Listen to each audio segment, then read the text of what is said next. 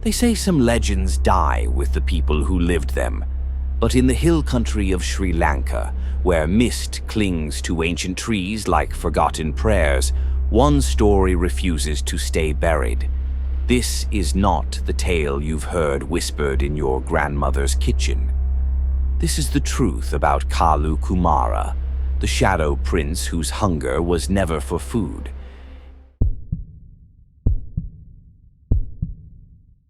In 1847, British surveyors mapping the Kandy Highlands discovered something that should not have existed. Hidden in a valley that appeared on no map, they found Nilamgama, a village of exactly 100 souls.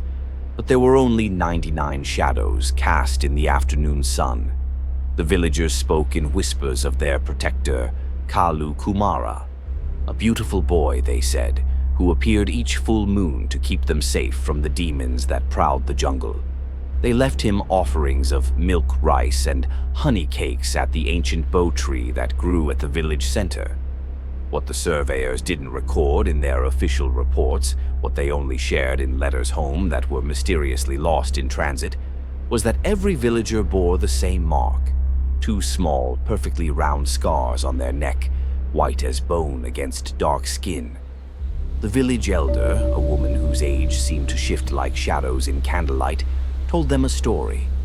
She spoke of a prince from the old kingdom who had angered the gods.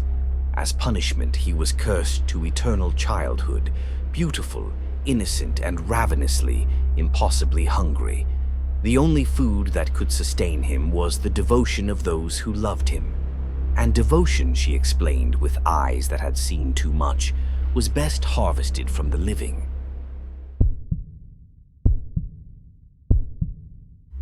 Dr. Helena Marsh arrived in Ceylon in 1963 as an anthropologist determined to document the fading folklore of the Highlands. She had read the fragmentary British reports and was intrigued by references to a shadow cult in the remote villages. It took her 6 months to find someone who would guide her to Nilamgama. The man, a tea plantation worker named Dasa, agreed only after she promised to leave before nightfall. "Kalu Kumara doesn't like strangers," he whispered. "And strangers who stay, they become very fond of him very quickly." The village had grown. Now there were nearly 200 inhabitants, but still only 99 shadows. Dr. Marsh set up her equipment in the abandoned British survey camp and began her interviews. Every villager told the same story, but their eyes were wrong. They spoke of Kalu Kumara with the desperate love of addicts describing their poison. They described his laugh like silver bells, his touch like warm honey. But when Dr. Marsh pressed for details, what did he look like exactly? How old did he appear? Their faces went blank, as if someone had snuffed out a candle behind their eyes. "He's beautiful," they would say in unison, their voices layering like an unholy choir. "He's our beautiful boy." That night, despite Dasa's warnings, Dr. Marsh hid in the jungle near the bow tree with her camera.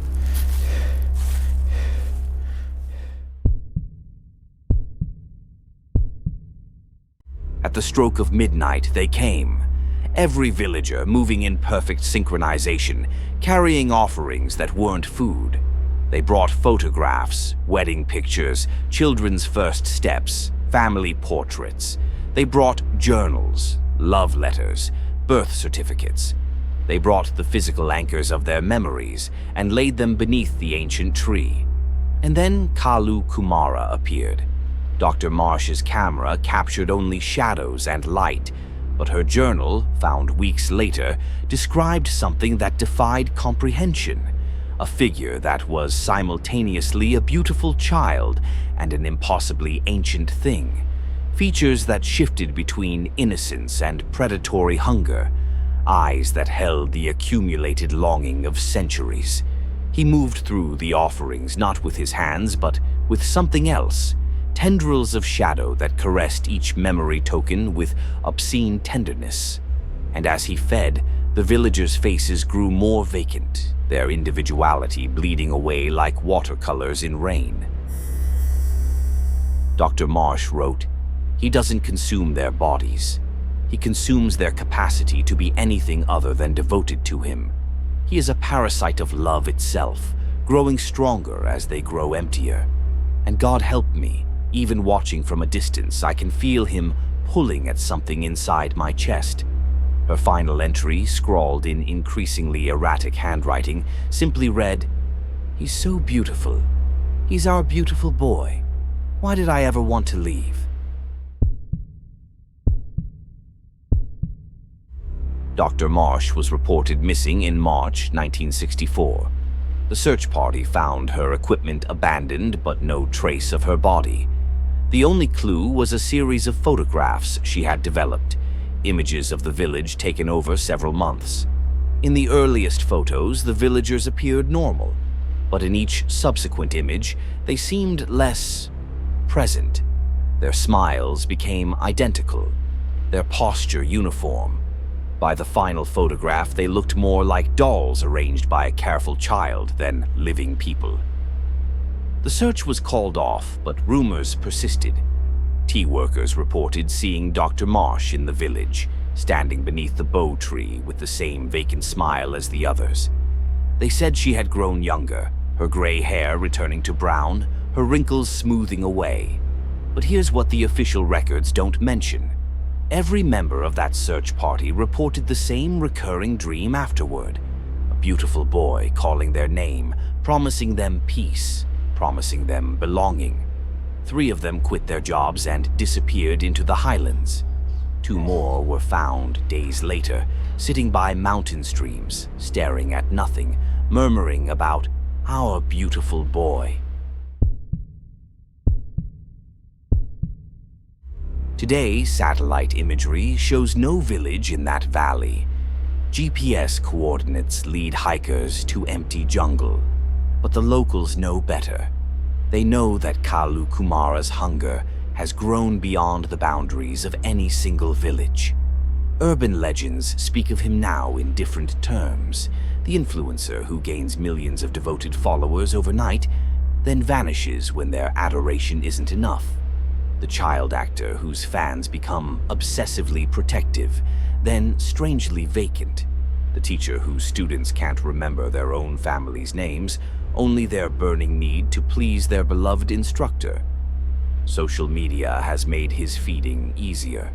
Parasocial relationships are the perfect hunting ground for something that feeds on devotion. He doesn't need to appear physically anymore. A carefully crafted online presence, an algorithm that promotes his content, and hearts that grow emptier with each like, each share, each comment professing love for someone they've never met. The signs are always the same. Followers who lose interest in everything else, who forget their own dreams, who speak in phrases that sound copied and pasted. They become vessels for devotion with nothing left inside to devote. If you're watching this video and feel an unusual warmth in your chest, a growing fondness for a story about a boy you've never met, stop. Close the video. Step away from your device, because Kalu Kumara isn't just a character in a story. He's a hunger that has learned to travel through the very medium you're using right now. And the most terrifying part, you'll never want to leave once he's found you. You'll defend him, promote him, love him with the desperate intensity of the truly empty. You'll become another shadow in his collection, another voice in his choir. The villagers of Nilamgama thought they were being protected. Dr. Marsh thought she was documenting folklore. What do you think you're doing right now? Remember to like and subscribe if you enjoyed this tale, but maybe ask yourself why you want to first.